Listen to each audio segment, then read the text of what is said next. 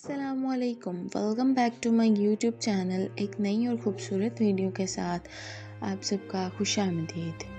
یہ کہانی ایک خوبصورت بادشاہ اور اس کے 3 شہزادوں کے بارے میں ہے جنہیں ایک اہم مشن پر بھیجا گیا تھا۔ ایک بار ایک بادشاہ تھا جس کے محل میں ایک خوبصورت باغ تھا۔ باغ میں ہر قسم کے درخت اور پھول تھے، لیکن سب سے خاص درخت وہ تھا جس پر سونے کے سیب لگتے تھے۔ اس درخت کی دیکھ بھال کے لیے ہر وقت پہرا دیا جاتا تھا تاکہ کسی چور سے بچا جا سکے۔ ایک دن باغ کے مالی نے محسوس کیا کہ ایک سونا سیب غائب ہے۔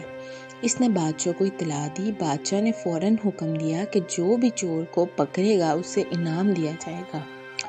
بادشاہ کے بڑے شہزادے نے پہرا دینے کا وعدہ کیا اور رات کو باغ میں جا کر بیٹھ گیا، لیکن وہ تھوڑی دیر میں سو گیا اور جب وہ بیدار ہوا تو اس نے دیکھا کہ ایک اور سونا سیب غائب ہو چکا تھا۔ اس کے بعد درمیانے شہزادے نے پہرا دیا، مگر وہ بھی نیند سے بچ نہ سکا اور تیسرا سیب بھی غائب ہو گیا۔ بادشاہ بہت غمگین اور پھر اس نے چھوٹے شہزادے کو بھی پہرا دینے کے لیے کہا، حالانکہ وہ اسے بہت کمزور سمجھتا تھا۔ چھوٹے شہزادے نے ہمت نہ ہاری اور کہا، مجھے ایک موقع دیا جائے۔ بادشاہ نے اسے اجازت دے دی۔ چھوٹا شہزادہ پوری رات جاگتا رہا اور آخرکار اس نے دیکھا کہ ایک سونے کی چڑیا درخت پر آئی اور سیب توڑنے کی کوشش کی۔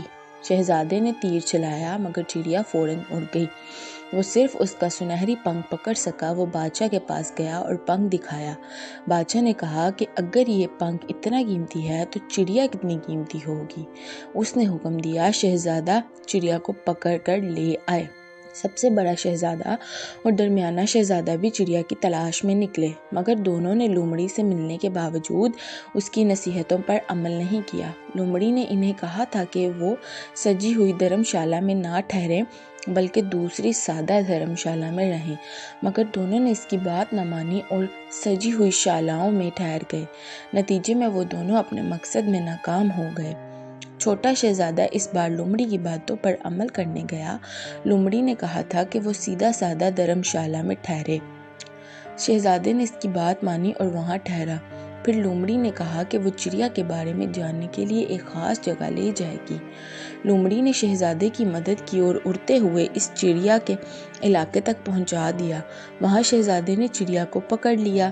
شہزادہ جب چڑیا کو بادشاہ کے سامنے لے آیا تو بادشاہ بہت خوش ہوا۔ اس نے چھوٹے شہزادے کی بہادری اور عقل مندی کی تعریف کی اور اسے انعام دیا۔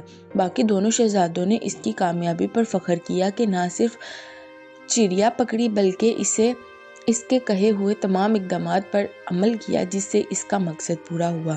یہ کہانی ہمیں سکھاتی ہے کہ کبھی کبھار کامیابی حاصل کرنے کے لیے ہمیں دوسروں کی باتوں کو سننا اور ان پر عمل کرنا ضروری ہوتا ہے، چاہے وہ کسی کمزور یا معمولی شخص سے ہی کیوں نہ آئی ہو۔